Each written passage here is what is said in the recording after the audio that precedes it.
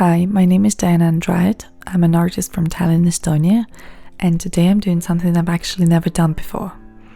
For New Year's, I got alcohol markers as a gift, and instead of playing it safe, I decided to jump straight into fluorescent pink and blue.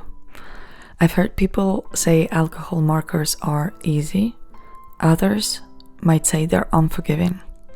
So let's see which one is true, and whether I completely ruined this portrait or not.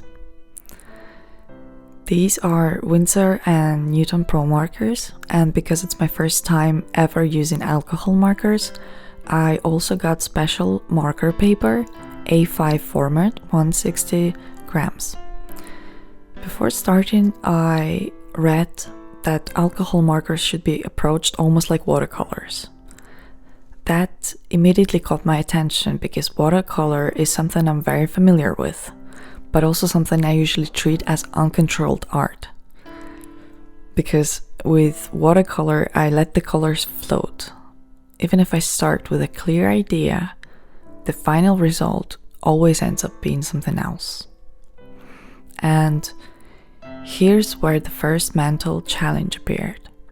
When I draw or paint, I usually start by marking the darker areas first. That's how I think. That's how I build form. But alcohol markers don't work like that.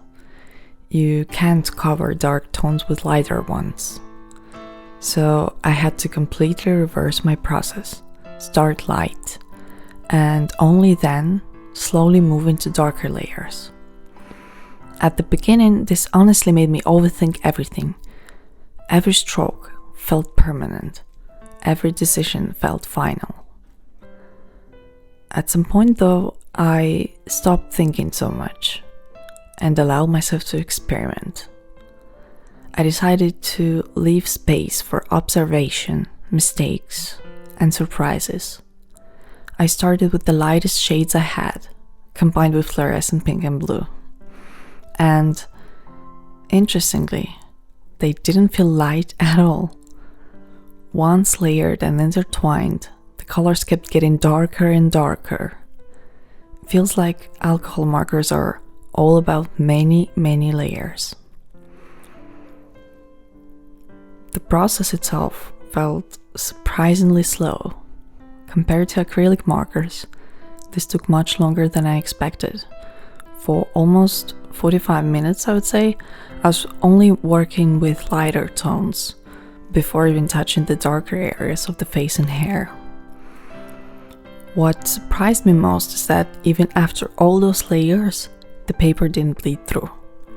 It did bend slightly by the end, but it held everything incredibly well. There were actually supposed to be headphones in this portrait, but somewhere along the process they kind of disappeared. They got swallowed by the hair, and now they're barely visible, I would say. Let me know in the comments did you notice them on your first look or not. For the background, I wanted to compare fluorescent blue at the bottom with normal blue at the top. To me, the difference is very subtle. The fluorescent blue just feels slightly lighter, but visually the transition is almost quiet. And when I look at the final result, the alcohol marker strokes really do resemble watercolor, even though the feeling of the process is completely different. So the entire drawing took over 90 minutes for such a small A5 format portrait that honestly felt like a long time, which made me realize alcohol markers demand patience. They ask you to slow down, to stay clean, to be intentional with every stroke. In the end, I couldn't resist. I added some details using polychroma pencils. They helped me to smooth the blending and brought light back into areas where the markers had gone too dark. Since I've been drawing a lot with acrylic markers, I also became curious about how alcohol and acrylic markers would work together. And now I'm even more curious how alcohol markers would behave on different papers, or maybe even on canvas. I think alcohol markers are amazing for sketching and expressive drawings. I'm still not sure what is the best approach for pushing them toward very realistic imagery. They feel less forgiving than watercolor, but also more controlled. They dry fast, so you either blend quickly in small areas or build everything through layers.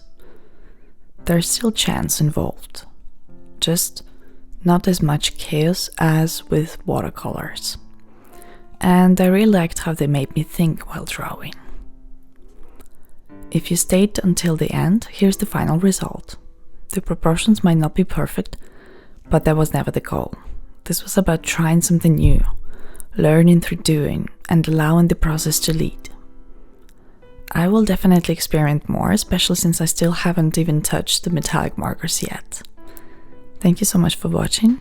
If you enjoyed this experiment, leave a comment, share your thoughts, and let me know what medium I should try next. See you in the next one.